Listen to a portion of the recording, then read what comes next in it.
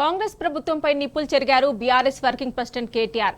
పొలమున్న రైతులను పొట్టన పెట్టుకుంటున్నారని ఆవేదన వ్యక్తం చేశారు. కౌలు తీసుకున్న కర్షకులను కబలిస్తున్నారంటూ మండిపడ్డారు. ఒకే రోజు 3 అన్నదాతలు బలి కావడానికి ముమ్మాటికి రైతు వ్యతిరేక రేవంత్ సర్కారే కారణమన్నారు. ఓవైపు సాగునీటి సంక్షోభం, రుణమాఫీ ద్రోహం, మరోవైపు రైతు భరోసా మోసం, కౌలు రైతుకు అందని సాయం, ఇలాంటి దారుణాలు జరుగుతున్నాయన్నారు. రైతుకు రక్షణ వలయంగా ఉన్న పథకాలను ఒక్కొక్కటిగా ఎగ్గొట్టడం వల్లే వ్యవసాయంలో ఈ విలయం వస్తోందని చెప్పారు.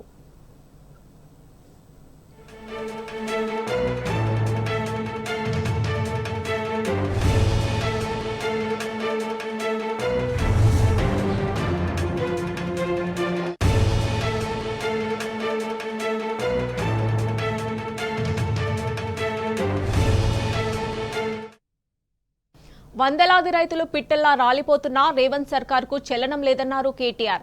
ముఖ్యమంత్రికి సోయి, ప్రభుత్వానికి బాధ్యత రెండూ లేవన్నారు. దసరా పండగ వేళ వ్యవసాయాన్ని దండగలా మార్చిన రేవంత్ కు రైతన్నల చేతిలో దండన తప్పదని తేల్చి చెప్పారు. అన్నదాతలారా ఆత్మస్థైర్యం కోల్పోకండి అని సూచించారు.